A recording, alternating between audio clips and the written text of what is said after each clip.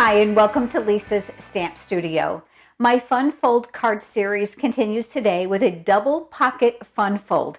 Here's the card we're going to be creating together today. There's also room on the tags to create your own personal greeting. If you are here visiting from YouTube, I would love to encourage you to subscribe. Make sure you click the subscribe button down below and then click that small bell icon that's next to it. That will send you notifications of when I'm live here on YouTube, as well as when I upload a new video. Let's head over to the stamp table and let's get started on today's fun fold card. Here's a close-up of the card we're going to be creating. This is the double pocket fun fold. You're going to be able to see that I place tags inside of here. You can also place larger pieces of cardstock. Really quite simple to put together. Let's get started with a template, which I think is going to help teach you on how to make this card. Now, I've placed it on white cardstock so that it would be easier for you to see, because I figured if I did this on designer series paper, it would be very difficult to see the cut and the score lines. So the very first thing you're going to do is you're going to crease the cardstock in both directions. So you'll see the lines here and here. And I simply did that by folding the paper and then using my bone folder for that nice crisp edge. And then I did it in the other direction as well. I used an 8.5 by 11 piece of designer series paper. You're going to find that designer series paper is really ideal for this project because of the layers of folding. The next step after you fold it in half in both directions is to come up here in the lower right corner, and you're simply going to fold this so that this outside edge is flush with the crease. When I say fold closer to the crease, I want you to leave a small margin between the crease and the actual edge of the cardstock. If you make it too close, once you invert this to make the pockets, it can create a little bit of bulging, and I'll show you what I mean in just a minute. So that's going to come up first. The next thing is the opposite corner. So this is the upper left. I measured over 3 inches. You can make a small mark or just leave a ruler up there, and then you're going to fold down. I made this edge as straight as I possibly could. Now you can give or take a little bit of space here. It doesn't have to be exactly 3 inches. This is just what I've done.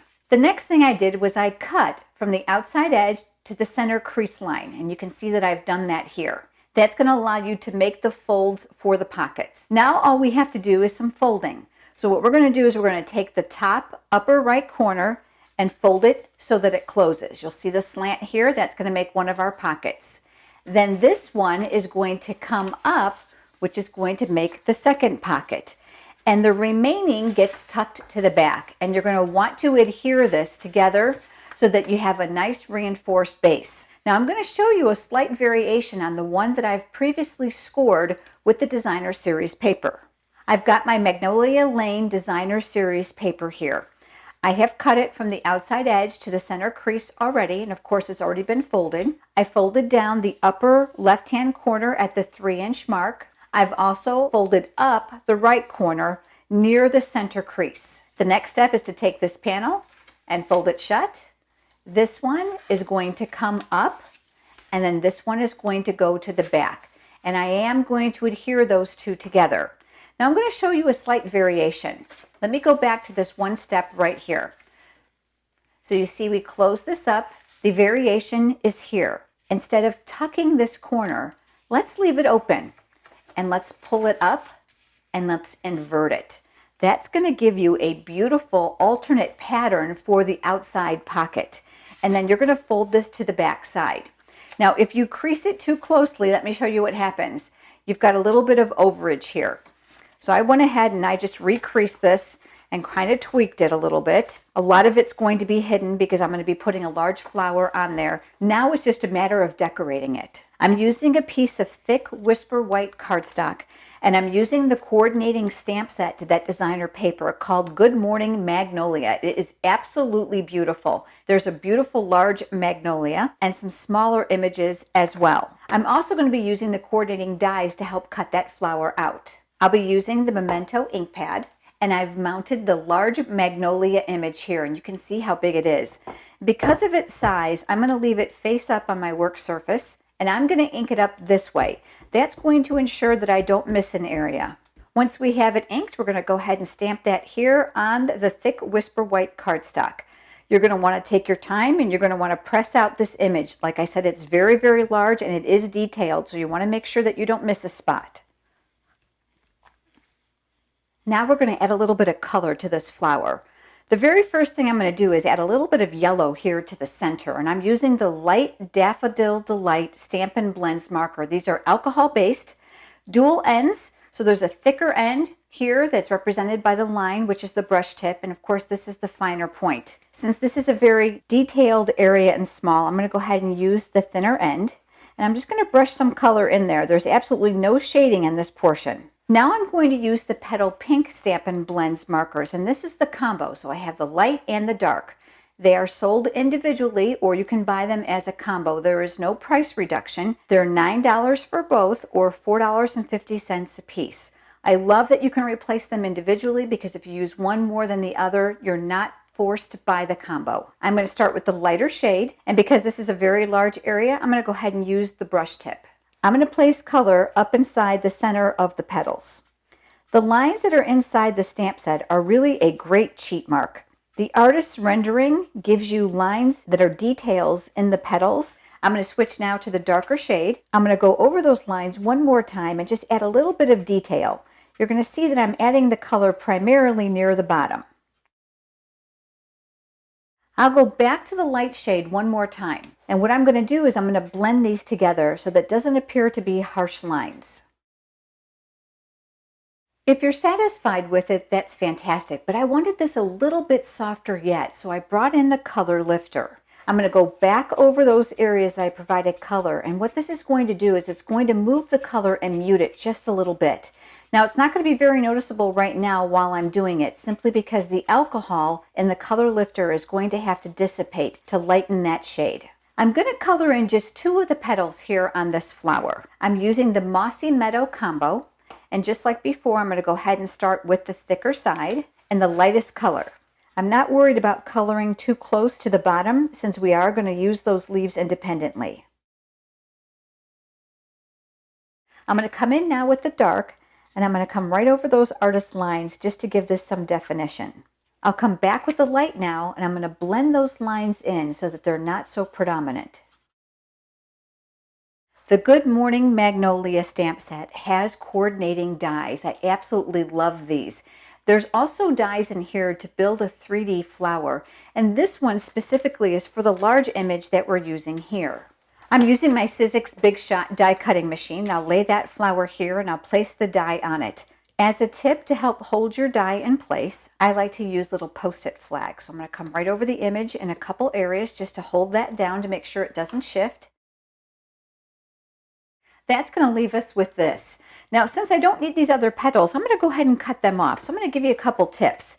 Since the bulk of the cutting has already been done by the die, all we're going to do now is we're going to come inside here and we're going to cut away what we don't want. This image was actually a bit too large for the front of that double pocket card.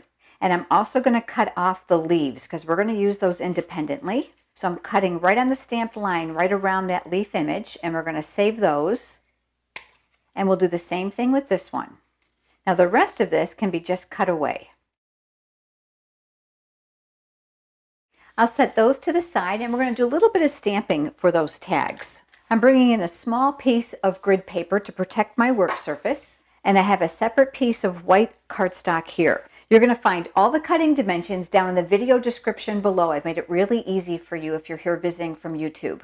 I'm going to be using the Petal Pink ink pad that coordinates beautifully with those markers we just used. And I'm going to use that exact same image that we've done once before. And I'm going to ink up primarily just the center of this because I know the whole thing is not going to fit. When we're ready to stamp this, we're going to go ahead and turn this a little bit so that we don't get the stem on the tag itself. So I'm concentrating more so on the top half, and then we'll press that in place. On this piece of cardstock, we're going to go ahead and stamp the words "Thinking of You" from that same stamp set. I'm using the black memento ink once again, and I'm going to stamp that here near the bottom. And I'll set that aside. Now I've got one more piece here for the second tag, and this time I'm going to use Mossy Meadow ink, and I've mounted this beautiful border image from that stamp set. I'll stamp it once here near the top, and then I'll stamp it again here near the bottom.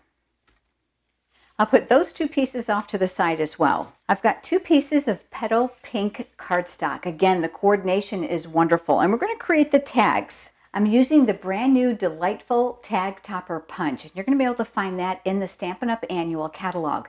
Now, if you don't already have a demonstrator and you would like a complimentary copy of the catalog, just leave me a comment below or go over to lisastampstudio.com and send me your name and mailing address. You're going to love the way this punch works. Do you see the 3 ridges here on both sides? That's going to allow you to vary the width of your tag. So it will accommodate a 1 inch, a 1.5 inch, and a 2 inch piece of cardstock.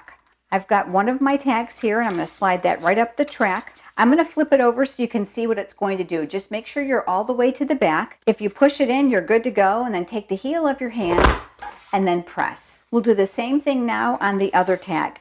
These 2 pieces of cardstock vary by about 1/2 inch. Now we're ready to put our pieces together. I'm going to be using my silicone craft sheet. I absolutely love this in my stamp studio because adhesive, liquid glue, and hot glue will not stick to it. It's going to keep my work surface sticky free.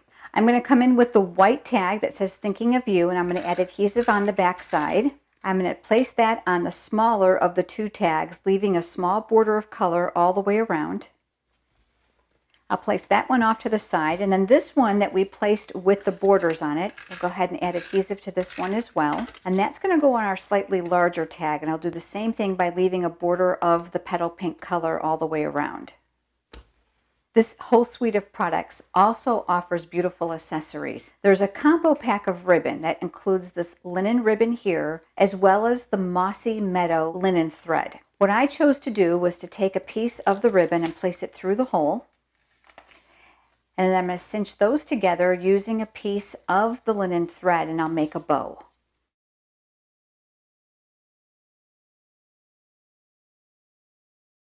And now I'll do the exact same thing on the remaining tag. I'm going to take my scissors and just give those ends a little bit of a trim. We have our double pocket card here, and we're going to do some assembly. Remember, this is the back flap that's going to reinforce the front of the card. I'm going to be using my adhesive once again. I'm going to be very generous with this. So I'm going to come right around the outside edges, and then we're going to close this upon itself. This area here is open, so you're going to need to add some adhesive here to close it, and the easiest way is to use glue dots. And I've got my paper piercing tool attachment on my Take Your Pick pickup tool, and I'm going to add one right down here at the bottom, and I'll pinch it closed, and that's going to hold the glue dot in. And I'll take one more. I'm going to hold that here near the top and do the exact same thing. We also have this area here that's open. So let's take one more, and we'll close that pocket up as well. So now you can see we have our 2 pockets constructed. Now we're ready to include the tags. The one with the greeting I put in the first pocket, and the blank one is an area for you to write your message, and I'll put that in the second pocket. And remember our die cut and colored flower? We're going to add that to this area here. I'm going to flip this over, and I'm going to use dimensionals on the back side. I'm going to place those a little bit closer to the center so I can leave room to tuck those leaves behind it. And then I'll remove these paper backings. And I chose to tip my flower a little bit and place that here. I'm also going to be using a dimensional on the back of these small leaves. I'm going to put one on the shorter one, and that one's going to go here near the top. I'm making sure that the dimensional is going to fall on this flap and not on that tag. And then I've got one other for the larger leaf that we cut off, and I'm going to place that here at the bottom. There we go. We have our double pocket card. Isn't that beautiful? Here's the one we created together today, and this is the one I created before you joined me. If you have enjoyed today's video, please help us out by giving us a thumbs up here on YouTube. Thank you so much for joining me, and I look forward to seeing you next time. Have a great day.